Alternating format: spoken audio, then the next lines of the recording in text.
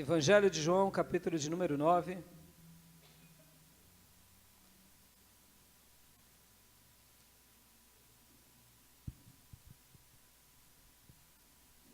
Evangelho de João, capítulo de número 9, a partir do versículo 1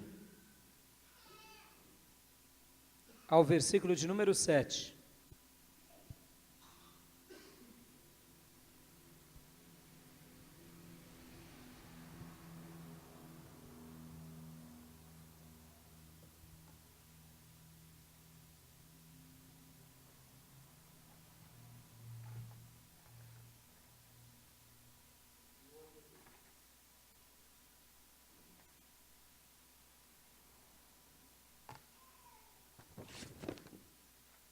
Todos acharam?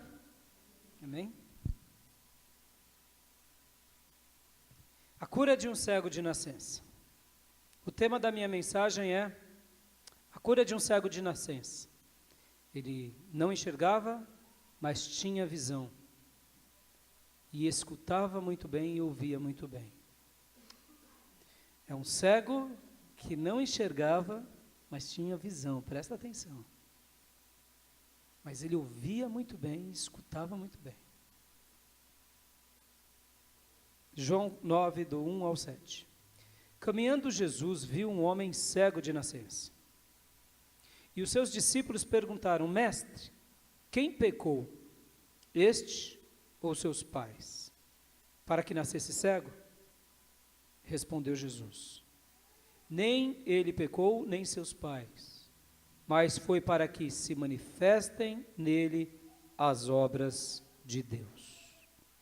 É necessário que façamos as obras daquele que me enviou enquanto é dia. A noite vem, quando ninguém pode trabalhar. Enquanto estou no mundo, sou a luz do mundo. Dito isto, cuspiu na terra e, tendo feito lodo com a saliva, aplicou-o aos olhos do cego, dizendo-lhes: Vai, lava-te no tanque de Siloé, que quer dizer enviado. Ele foi, lavou-se e voltou vendo. Amém? Feche seus olhos e vamos orar, para que essa palavra fale ao nosso coração. Amado Deus, te pedimos que Tu fales ao nosso coração por meio da Tua palavra santa e bendita. Que o Teu Santo Espírito trabalhe na minha vida, nas palavras e na reflexão que for abordar como instrumento Teu neste lugar, e fale à Tua igreja de uma forma poderosa. E que dessa forma o Teu Santo Espírito continue a nos instruir, a nos iluminar, a falar conosco, a revelar os segredos do nosso coração e a curar-nos de tudo aquilo que precisamos. Ora de uma doença física, ora de uma doença mental, psicológica, emocional, ora de uma doença, de um trauma, uma doença psicossomática, ora de uma doença espiritual, de uma cegueira no mundo espiritual, que só Tu podes nos curar. Em nome de Jesus, fala conosco e nos abençoa. Amém. Amém. A tese que eu quero defender hoje, irmãos, é a seguinte: esse homem aí, que era um cego de nascença, presta bastante atenção. Ele não enxergava de fato, mas ele tinha visão daquilo que realmente era correto, certo?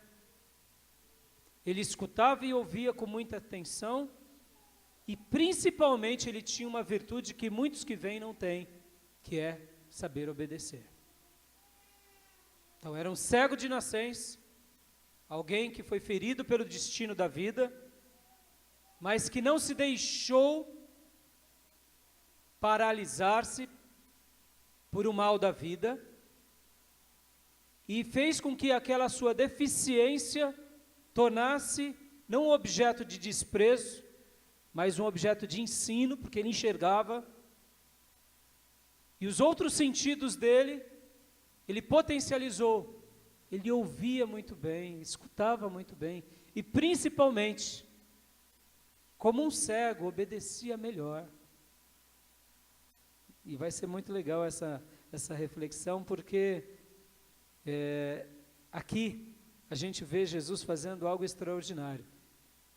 Era notório que o Messias, ele realizaria muitos milagres. Jesus, para ser considerado como o Messias, o Cristo, o Filho de Deus, ele teria que realizar muitos milagres. Ressuscitar mortos, curar cegos, surdos, mudos, expulsar demônios, e de fato ele fez tudo isso muito bem. Mas aqui foi o primeiro cego de nascença da história. Outros cegos, Jesus curou. As escrituras afirmam que teve um homem que era cego, possivelmente porque ele vivia em pecado. E ele adquiriu uma doença por causa do pecado. Quando Jesus ora por ele, para que ele volte a enxergar, a Bíblia fala que aquele homem respondeu para Jesus que ainda não estava vendo perfeitamente, que ele estava enxergando os homens como árvores. Se fosse um cego de nascença, não saberia distinguir nada, porque quem nasceu cego a vida toda não sabe distinguir nada, não entende o que é direito. Tudo o que ele conhece do outro ou dos seres vivos, ou mesmo objetos, é pelo toque, pelo tato. E esse cego que eu estou me referindo agora, era um cego que quando foi curado, ele disse: Jesus, eu estou vendo ainda os homens como árvores. E aí Jesus vai e ora de novo por ele, e ele fica realmente curado. Notem, foi uma cura progressiva. Jesus ora por ele, ele já vê uma melhora, ora de novo, ele é curado. Aí Jesus diz: agora vai e não peques mais. Nós entendemos que esse cego adquiriu a cegueira por alguma coisa que ele fez de errado, por algum mau uso do seu corpo. Quem sabe um diabetes? Quem sabe uma vida bebendo que nem um ébrio, que até aqueles dias não tinham como constatar, e de repente perdeu a sua visão. Mas ele ouviu que Jesus curava, e Jesus o curou, e cura-o progressivamente, para que ele sinta na sua pele como foi bom ser curado por Deus e como é importante se manter fiel a Deus. A Bíblia também vai falar de outro cego que clama por Jesus: filho de Davi, tem misericórdia de mim, filho de Davi, tem misericórdia de mim, e se lança diante de Jesus, rompe o obstáculo da multidão, vai adiante de Jesus. As pessoas dizem para ele: cala-te, e ele não cala, ele vai para cima, ele quer a cura, e Jesus diz, né, o que queres que eu te faça? Eu quero ver. E aí Jesus cura, aí pronto, o homem é curado, é liberto, e toda a multidão glorifica a Deus. Mas essa é uma cura curiosa, peculiar, porque ele era de nascença. Jesus estava saindo do templo tocado. Na minha próxima mensagem, eu vou continuar falando sobre esse cego, numa outra mensagem que Deus me deu sobre esses capítulos. Mas agora, nesse episódio, Jesus foi tocado do templo. Ele diz para as pessoas que ele é o pão vivo que desceu do céu, ele fala para as pessoas que ele vai libertar as pessoas, ele fala que ele liberta todo aquele que conhecer a verdade, e ele se apresenta para aqueles homens do templo como o eu sou, o Filho de Deus ou o próprio Deus. E a Bíblia fala que os judeus pegaram pedra para atirar nele, e Jesus se oculta e sai do templo. Olha que interessante. Jesus estava no templo ensinando, e eles morrendo de vontade de prender Jesus, de matar Jesus. E aí Jesus sai. Quando Jesus sai caminhando, cruza com quem? Com esse cego de nascença. E havia entre os judeus um ensino espúrio, era um ensino errado, era um ensino vesgo, míope, de que quando alguém nascia cego, alguém tinha pecado, ou esse próprio ser que estava cego, ou o pai ou a mãe pecaram alguma vez, por isso que nascia assim, nascia com defeito. Essa era uma hermenêutica doente, da época, era uma leitura da Bíblia errada. E aí Jesus, então, ele vem aqui e dá uma resposta simples. Qual é a resposta? Nem ele pecou, nem seus pais, mas foi para que se manifestem nele a obra de Deus. Mas é para que se manifestem nele as obras de Deus. Amém, queridos? Deixa eu dizer uma coisa aqui para vocês, as respostas de Deus, as respostas de Jesus para nós são simples. São simples. Jesus é a vida, Ele é a tua vida. Jesus é o caminho que te leva a Deus Pai. Deus é amor. As respostas de Deus para nós são simples. Eu sei que aqui essa doutrina espúria possivelmente tinha recebido seguidores, porque geralmente nós seres humanos gostamos de respostas mais inteligentes. Quem sabe, ele está assim porque na reencarnação atual dele, ele está pagando pelo pecado do passado. Ou seja, responde. Mas Deus nunca ensinou reencarnação. Deus nunca quis dar respostas para nós complexas, porque o caminho dele é perfeito, a vontade dele é a melhor para nós e as respostas de Deus são simples. Deixa eu te dizer, por que eu estou falando isso? Eu não sei como é a tua vida, mas eu sei de uma coisa, os dilemas que você passa na sua vida, na sua família, no seu coração, eu tenho certeza, esses dilemas podem não ser por causa de pecado, nem do seu pai, nem da sua mãe, nem seu, mas é para que manifestem as obras de Deus na sua vida. Já parou para pensar nisso? Já parou para pensar? Geralmente a gente pensa o quê? Eu estou sofrendo, eu vim sofrendo, eu sofro até hoje, porque eu pequei, não é assim? Sim, de fato, tem sofrimentos, como eu disse daquele cego no início, que realmente ficou cego por alguma coisa errada que ele fez. Mas existem pessoas, e talvez esse seja o seu dilema, talvez você passe por situações na tua família em que você não fez nada por merecer. Passa por situações na sua casa, com seu filho, que você nunca fez por merecer. E hoje você sofre, e você pergunta, Deus, por que isso? Senhor, por que isso? E aí a gente aprende, não pergunte Deus por quê, nunca pergunte Deus por quê, e sim, para quê? Não, irmãos, é bobeira. A gente quando está na aflição, a gente pergunta mesmo, Deus, por quê? Para quê? Por que tanta dor? Davi fazia isso. Mas eu quero te dizer hoje, dá uma resposta ao teu coração, dá um lampejo na tua alma, dizendo, olha, lembre disso, quando você estiver sofrendo, Deus pode estar dizendo, eu vou manifestar a minha glória, as minhas obras, as obras de Deus, na tua vida por meio dessa dor. Esses seus dilemas da alma, da mazela, da dor, que te aflige tanto, que te faz sofrer, vou manifestar a minha glória sobre essa situação, porque eu sou Deus. Amém, queridos? Porque eu acredito que muitas vezes nós não fizemos nada para merecer muitas coisas, é ou não é?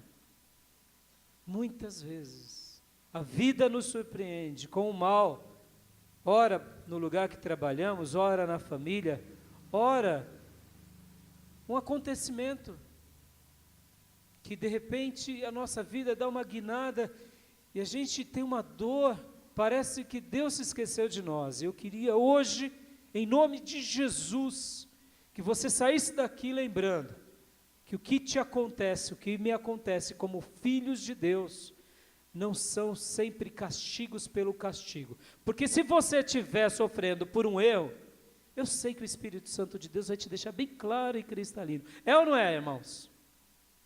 Quando a gente sofre por um erro, cometido, o Espírito Santo deixa bem claro para a gente. Aí qual é o nosso posicionamento? Só se acertar. Mas tem vezes que a gente sofre e a gente não entende bulufas, com todo respeito à expressão. E sofremos mais ainda. Então eu quero te afirmar que Deus manifestará as obras dele na tua vida, em nome de Jesus. Deus manifestará. E como ele manifesta isso? É porque Jesus, presta bastante atenção nessa afirmação, ele ama abençoar filhos necessitados. Você é um filho necessitado? Ele ama abençoar filhos e filhas que desejam, lá no fundo do seu coração, uma bênção. Irmão, recebe essa palavra na tua alma. Tem muita gente que não está nem aí para Deus. É ou não é? Não está nem aí para Deus. Está aí para o mercado financeiro, está aí para a política, para o business, para o seu esporte, para a sua vida. Todo direito eles têm disso. Afinal de contas, amam isso. Amam o seu time, amam suas coisas. Escolha deles. Mas tem muita gente também que tem no seu coração um anseio profundo de Deus. E eu sei que você que veio aqui é porque tem dentro do seu coração, nem que for uma semente do tamanho de um grão de mostarda que anseia. Eu quero Deus. Eu preciso de Deus. Eu quero amar mais a Deus. Eu sinto vontade de conhecê-lo. E eu quero te dizer mais uma vez, Deus ama abençoar filhos e filhas necessitados. Então ele tem algo para você. Ele tem algo para você. E esse garoto aqui, ou melhor, esse homem, o mais curioso, é porque ele possivelmente também não era bem visto no templo. Por quê? Porque ele era defeituoso. Esse ensino herético, vesgo, doentio, fazia com que ele vivesse à margem da sociedade.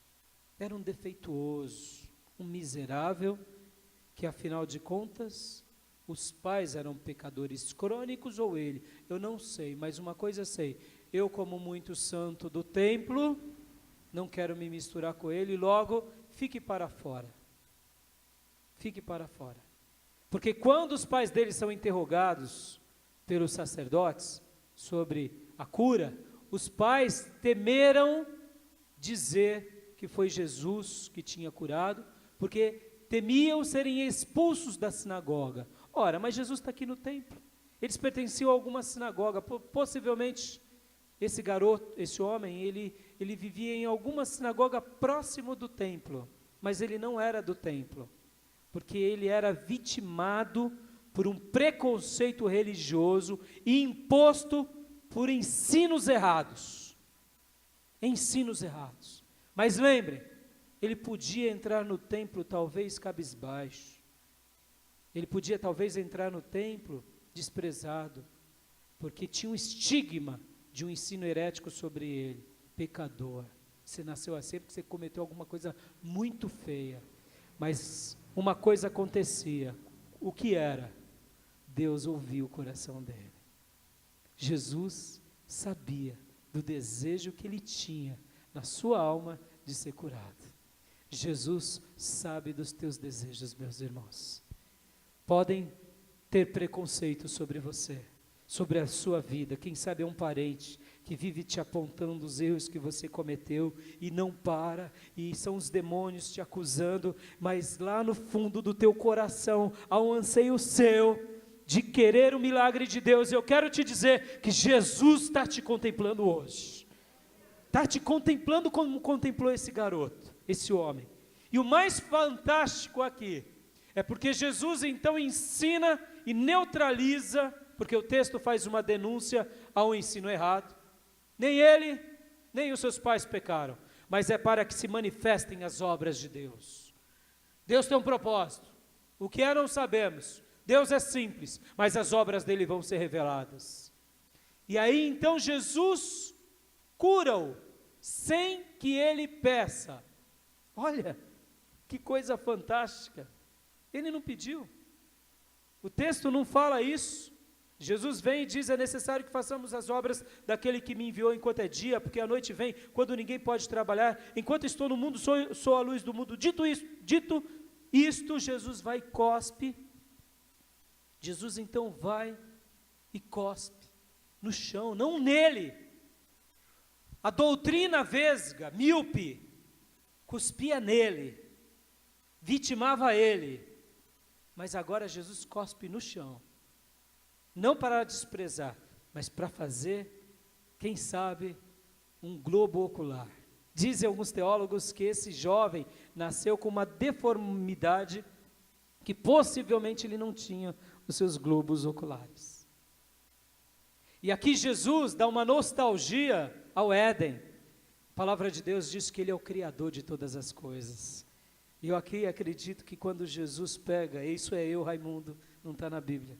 Ele vai lá para o Éden, porque ele formou o Pai, junto com o Pai e com o Espírito Santo, eles formaram todas as coisas e formaram o homem com as suas mãos.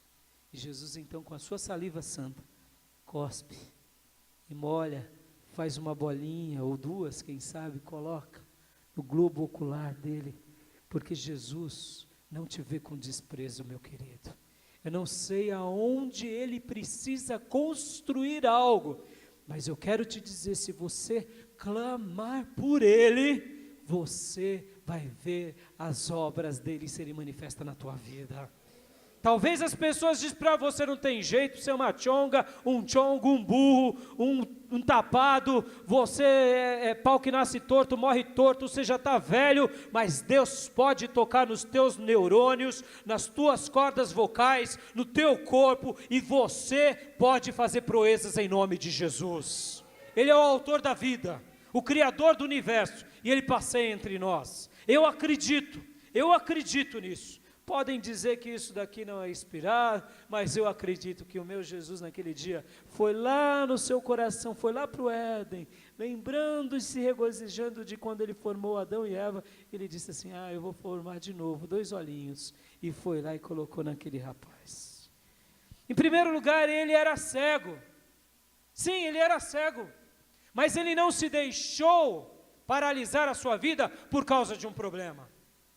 Ele era cego, mas ele enxergava, porque ele não enxergava com os olhos, ele enxergava com o coração.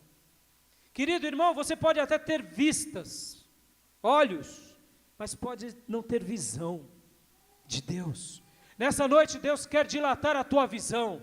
Qual a visão, pastor? De que Ele é um Deus de milagres, que Ele pode te dar uma visão clara e cristalina da vida, Ele pode te reprocessar totalmente em todas as áreas. Esse menino, esse homem aqui, ele poderia se auto-vitimar dizendo, eu não presto para nada, minha vida já está no final, mas ele enxergava, um Deus nos céus, eu o amo. Essa doutrina espúria. Notem, irmãos, quando os judeus, mais para frente, do versículo 13 em diante, que os judeus ficam na febre do camundongo, querendo saber, porque lembram que eu disse lá no capítulo 8, já estavam querendo apedrejar Jesus, já queriam pegar Jesus, de qualquer jeito. Agora, um cego de nascença é curado. Não, que negócio é esse? Houve um burburinho, um rebuliço, e de repente chamam esse menino, esse homem, e começam a interrogá-lo. E as primeiras coisas que esses homens dizem, não, esse homem é pecador, que te curou. Quem foi? Ele falou, quem foi eu não sei, eu só sei de uma coisa, eu era cego e agora vejo. E continua interrogando ele, chama os pais dele, chama as pessoas, os pais temem.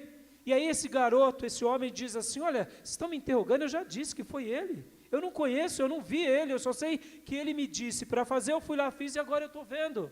Eu só sei disso, isso aconteceu comigo. Vem cá, vocês estão com dúvida de alguma coisa? Porque nunca se ouve na história a menção sequer de que um cego de nascença tinha sido curado. Aí eles diziam, nós somos discípulos de Moisés, esse homem é pecador. E ele dizia, olha, se é pecador eu não sei, eu só sei que agora eu estou vendo.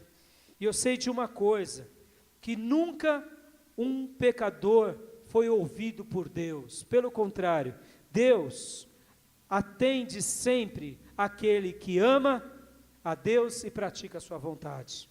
Mas vocês estão me perguntando tanto Vocês querem segui-lo também? Aí ficam furiosos com ele e jogam ele também para fora do interrogatório. Por que eu estou falando isso? Ele foi vitimado de um ensino diabólico. Você é pecador. Mas ele não se deixou vitimar. Presta bem atenção nisso. Se ponha no lugar dele por um momento. Você nasce cego. Há um ensino entre os fariseus de que os pais dele pecaram ou ele pecou. Mas no fundo do coração dele, ele jamais aceitou esse ensino errado. Por quê? Porque ele dizia na sua alma, há um Deus nos céus. Porque quando Jesus cura, ele poderia ter dito assim, eu não sei, eu acho que eu era pecador. Ele não faz isso. Por quê, irmãos? O que eu quero te dizer com isso, nesse primeiro ponto? Tenha a visão de Deus. Se você foi atingido por alguma coisa na sua vida, seja o óbito de um ente querido, seja uma dor, seja uma doença física, querido, eu não sei porque isso te acometeu, um desemprego, uma tragédia, amado, eu não sei, eu também sofro com você de repente, mas eu quero te dizer, isso não veio à toa, as obras e a glória de Deus vai ser manifesta na tua vida, porque você pode não ter visão, você pode não andar mais, você pode não tocar mais, você pode até não falar mais, mas isso não significa que você vai ser colocado à margem da história. Isso significa que Deus está te dando uma prova, porque sabe que você pode passar, sabe que você pode vencer, sabe que você pode triunfar, e é por essa razão que Deus está te permitindo viver a vida que você vive. Amém, queridos? Muitas vezes somos pessoas que vêm, enxergamos, mas não temos visão. E aqui a gente está aprendendo hoje com uma pessoa que ninguém imaginava aprender. Ninguém. Um cego. Um pedinte. Nos dias bíblicos, tanto o cego quanto o aleijado, eles não tinham emprego, não podiam trabalhar, ninguém queria comprá-los nem como escravos, eles viviam na mendigância. Mendigos, pedintes, nas portas dos templos, das sinagogas. Por quê? Porque eles eram considerados à margem da sociedade. E esse ainda tinha um estigma, porque um ensino errado sobre ele. Mas ele tinha visão. Há um Deus nos céus. E ele vai me ouvir. E um dia Jesus o ouviu. Amém? Se você for alguém que sempre tenha visões. Quando eu digo visões, queridos, é enxergar lá na frente. Deus vai te ouvir em nome de Jesus. Segundo ponto. Ele, como eu disse, era cego, mas tinha visão, mas não só isso. Ele aperfeiçoou os seus sentidos. Ele ouvia e escutava muito bem. Jesus vem para ele então, cospe na terra, aplica aquela saliva com lodo nos olhos e diz para ele, vai e lava-te no tanque de Siloé. Havia o templo em Jerusalém. A norte do templo tinha o tanque de Betesda. No sul do templo tinha o tanque de Siloé. E o tanque de Siloé era ali pertinho. Vai e lava-te. O que ele fez? Ele foi e lavou. Simples assim. Ele ouvia direitinho as instruções. Ele não ficou questionando Jesus. Jesus, lodo, cuspi. Jesus, eu precisava de ser assim? Não. Ele tinha os ouvidos prontos. O que o mestre diz? Eu vou fazer. Como é os seus ouvidos, querido? Quer a bênção de Deus sobre a tua vida? Quer a bênção de Deus, amado? Aprenda. Não só ouvir, mas escutar. Não só ouvir, mas escutar. Deixa o mestre falar. E o que ele falar é o melhor para você. Em terceiro lugar, ele obedecia. Ele ouvia muito bem, ele escutava muito bem, e ele startava esses sentidos. Como eu disse, ele poderia ter dito assim, mas, Jesus, por que o senhor está fazendo assim? Bartimeu, o senhor curou a bola, por que eu tenho que me lavar? O outro lá, o senhor orou uma vez, não cuspiu, não fez barrinho, orou 2 vezes, por que eu tenho que ser diferente? Querido, aprenda uma coisa, obedeça sem questionar. Deus disse, cumpra. O Espírito Santo falou ao teu coração, cumpra. Mas pastor, por que ele fala de uma forma diferente com um e faz de uma outra forma com o outro? Queridos, presta atenção nisso que eu vou dizer agora. Eu acredito de todo o meu coração que Deus não realiza obras iguais nas nossas vidas. Podem ser parecidas, mas iguais não. Por quê? Porque Deus não quer que sejamos robozinhos cristãos. É muito fácil plagiar uma experiência que o irmão teve. Deus falou com você de madrugada, irmão? Falou. Como que foi? Eu estava dormindo, de repente eu vi, eu acordei 3 horas da manhã, eu levantei e orei meia hora. Poxa, comigo foi igualzinho. Nunca vai ser igual. Pode até ser parecido, vai ser de madrugada, mas vai ser às 4. Vai ser a chuva, vai ser a mulher que vai te acordar, não sei. Vai ser... Por que Deus faz diferente? Na história da Bíblia, Deus sempre fez diferente. A Bíblia registra 3 ressurreições. A filha de Jairo, a filha da viúva de Naim e Lázaro, totalmente antagônicos e diferentes. A Bíblia não fala que a vida de um apóstolo era igual ao outro, Pedro era diferente de Paulo, Moisés foi diferente de Davi. Por que Deus faz isso? Porque Ele quer ter experiências únicas e exclusivas com cada um. Pode ser parecido, pode ser dentro da área do ensino, pode ser da área da profecia, pode ser da área do louvor, mas vai ser diferente. Por quê? Porque através dessa diferença, Ele vai se relacionar com você e os seus sentidos vão ser dilatados e você vai compreendê-lo melhor. E aquela experiência vai ser gravada na tua alma como algo único e exclusivo, como foi com esse rapaz. Ele não questionou Jesus, ele simplesmente obedeceu Jesus. Vai e lava-te. Aí talvez você diz assim, pastor, é muito fácil ir lavar, ele era cego, gente. Não foi fácil não, ele já está tantos anos esperando ainda, Jesus vai e toca, porque Jesus não resolveu tudo ali? Porque os milagres de Deus são perfeitos. Na minha segunda mensagem, eu vou trabalhar o porquê Deus fez assim aqui. E o porquê Deus faz assim na tua vida e na minha? É porque Ele quer dar-nos experiências individuais, exclusivas e ímpares. Ele quer marcar o teu coração e o meu. Mas para isso, a gente precisa obedecer. Amém, queridos? E a minha conclusão? Ver, mesmo sendo aparentemente cego, ouvir e escutar muito bem, e obedecer, gerou nesse homem, que era um nada, um exemplo de alguém que deseja conhecer a Deus. Ele se tornou um exemplo para os apóstolos, porque os apóstolos olham para ele com preconceito, e agora os apóstolos veem ele como um exemplo, de alguém que foi curado, de alguém que obedeceu, um exemplo. Mas não somente um exemplo ele se tornou, olha que coisa mais linda, quando a gente tem visão de Deus, não se deixa se vitimar pela vida e nem pelas dores, quando a gente ouve a Deus, escuta a voz de Deus, e cumpre com o que Deus manda, e presta bastante atenção nessa questão do cumprir o que Deus manda. Amado, presta bastante atenção nisso. O que Deus vai falar para você, sempre vai ser diferente do que Deus vai falar para o irmão do lado.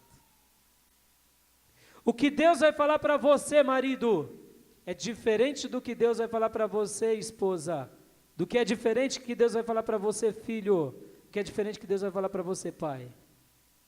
Sempre. Por isso que talvez você diga assim, pastor, eu estou vendo, Eu estou ouvindo, escutando e estou obedecendo. Eu digo, será?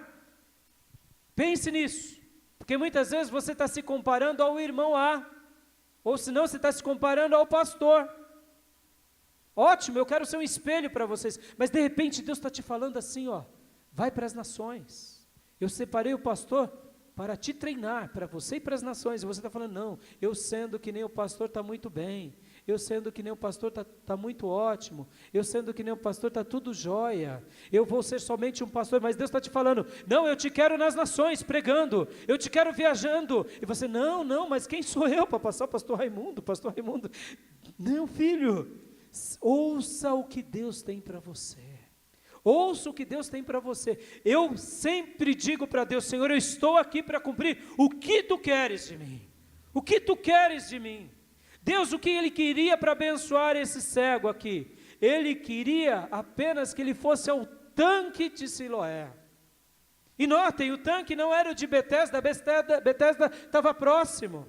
Mas era o tanque de Siloé. Por que o tanque de Siloé? Porque o tanque de Siloé tinha uma lição para ele. Qual era a lição? O que significa Siloé? O Espírito Santo fez questão de registrar o que significa Siloé, o enviado. Em outras palavras, quando nós temos visão não apenas essa do globo ocular, mas a visão de Deus. Quando nós ouvimos e escutamos, e realmente somos sensíveis ao Mestre, e quando Ele nos dá ordem, e nós obedecemos, sim, a bênção de Deus se cumpre entre nós. Recebemos o nosso milagre. Para quê? Para sermos enviados a falar das maravilhas de Deus para todos aqueles que Deus colocar diante de nós. E é para isso. Foi para isso. Foi pedagógico para ele. Foi pedagógico para os apóstolos. Foi pedagógico para curar aquela doutrina errada, aquela doutrina tola que havia entre eles. Mas Deus sempre vai se revelar de uma forma especial para cada um de nós, queridos. Para cada um de nós, de repente, o seu ministério é no hospital, o seu ministério é no orfanato, o seu ministério é na cadeia, e você está esperando, não, Deus já está falando com você, vai lá é o seu lugar de ser enviado, porque é lá que as bênçãos de Deus vão ser derramadas sobre a tua vida. Ai de mim se eu não pregar, ai de mim se eu não ensinar, mas eu sei que toda vez que eu me coloco diante do Senhor, eu sou abençoado porque eu estou indo para o meu tanque de Siloé, eu estou indo fazer aquilo que Deus me separou para fazer, e quando eu faço, eu sou um enviado de testemunhar do amor de Deus, e eu sinto a bênção de Deus vir sobre mim. Esse homem foi curado, você vai ser curado, você vai ser abençoado. Tenha a visão de Deus, deixe os seus sentidos aguçados, e obedeça, simplesmente obedeça, da forma que o Espírito Santo ministrar no teu coração, e você vai ver o milagre na tua vida, em nome de Jesus. Amém, querido? E o Siloé vai acontecer, você vai ser enviado. Feche seus olhos, curva a sua cabeça em nome de Jesus. Pai, obrigado por essa palavra, Pai. Que a tua palavra continue crescendo no nosso coração, que o Senhor continue ministrando na nossa vida, que o Senhor continue falando aos nossos corações. Ó Deus, ensina-nos com o exemplo desse homem, esse exemplo desse homem estigmatizado por doutrinas heréticas, exemplo de um homem que vivia à margem da sociedade, mas não se deixou vitimar-se por nada disso, pelo contrário, dentro do seu coração ele clamava por ti, e tanto é que quando tu, Jesus, se revela para ele, quando tu, Jesus, se mostra para ele, ele se desmonta diante de ti. Ó Jesus, que assim seja conosco, agora e para sempre, em teu nome, Jesus. Só queria ler aqui para concluir, para finalizar as gravações, as duas, esse texto. Quando esse garoto, esse homem sai do templo, versículo de número 35, na minha próxima mensagem, se prepara, vai ser uma delícia. Deus me deu outra reflexão, tão linda quanto essa. Ouvindo Jesus que o tinham expulsado, encontrando-o, lhe perguntou: crês tu no Filho do Homem? Ele respondeu e disse: quem é, Senhor, para que eu nele creia? Jesus se apresenta para ele e diz: crês tu no Filho do Homem? Ele não sabia quem era Jesus, gente. Ele não tinha visto ainda. Lembra? Ele não sabia. Jesus só foi ali, cospe, toca e fala: vai e se lava. tinha gente ao redor. E aí ele disse, mas quem é, Senhor, para que eu nele creia? Jesus lhe disse, vá, já os tens visto, é o que fala contigo. Jesus estava dizendo, olha, você já viu, sou eu. E a Bíblia diz aqui, ó, então, afirmou ele, creio, Senhor, e o adorou. Que nessa noite, você faça como esse homem. Olha como ele tinha visão. Deus não se esqueceu de você. As respostas de Deus são simples. Pastor, qual é a minha resposta, o dilema para a minha vida? A glória de Deus vai se manifestar. A glória de Deus vai se manifestar. Vai se manifestar.